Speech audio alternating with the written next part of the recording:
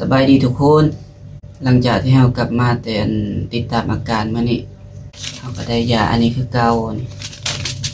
ยาลดกรดนี่ยาปูบาดแผลในกระเพาะเรากินมาหลายแล้วแต่ก็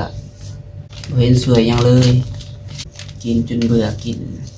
หน่อยหนึ่งก็บ่ลดอาการแต่เราไปหอมนี่ถ้ามีใบนัด2 นัดไม่นัดอันนี้เพิ่นนัดวันที่6นี่จะหน่อยให้ไปอัน CT สแกนตัวนี้ให้ไปฟังผลวันที่13อันนี้เพิ่นนัดคนละเทื่อ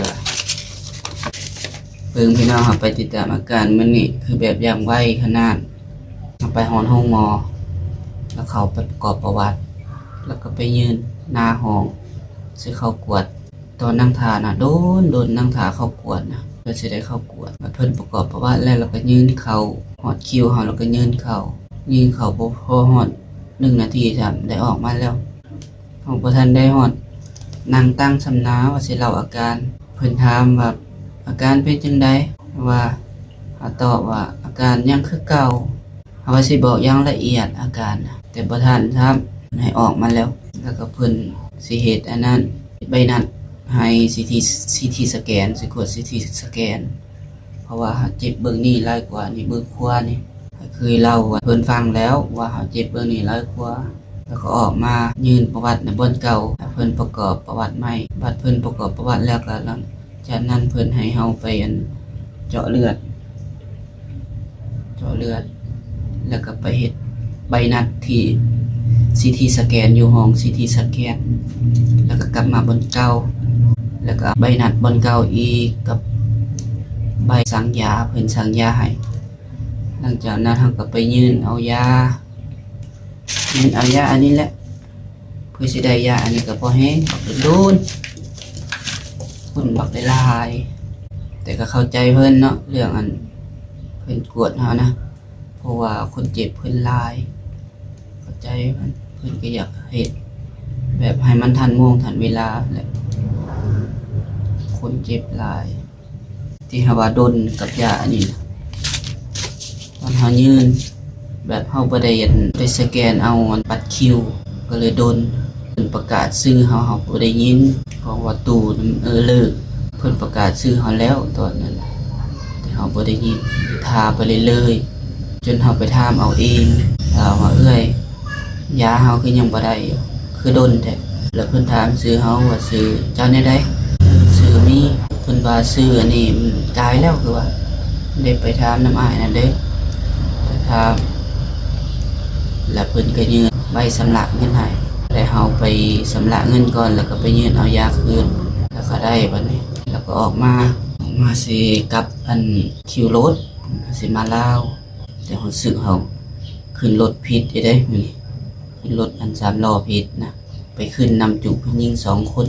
ผู้หญิง2 คนแล้วก็คนลาวเขาไปต่อยาโรคลมชักเฮาเลยไปขึ้นนำสูงเพิ่นคิดว่าเพิ่นก็สิเมื่อเลยเมื่ออันขี่รถเลยที่แท้ให้โชเฟอร์รถพาไปตลาดก่อนซ่านว่าซื้อเครื่องแป๊บเดียวถ้าเป็นชั่วโมงก็ยังบ่ออกมาเฮาหิวข้าวกับปานนั้นบ่ได้กินข้าวแต่เช้าเฮาอดข้าวเฮาคิดว่าไปฮอดห้องหมอคิดว่าแพทย์สิกวดให้เลยคันว่าสิกวดอย่างอื่นอีกค่ะแต่เพิ่นยังนัดใหม่อีกแต่ใบนัด2 นัดไปกวดมือไปกวดนะทาง5และมือไปฟังผลนะมือทาง5ถ้าเป็นชั่วโมงอยู่2 คนนะโชเฟอร์รถเราจนจมว่าคือดนแท้แป๊บเดียวมันคือดนแท้บ่เกรงใจหมู่ผู้ท่าเลยบ่เอาแล้วหิวข้าวกันนะมันเป็น2 ชั่วโมงพุ่นนะเพื่ออันสิออกมาก็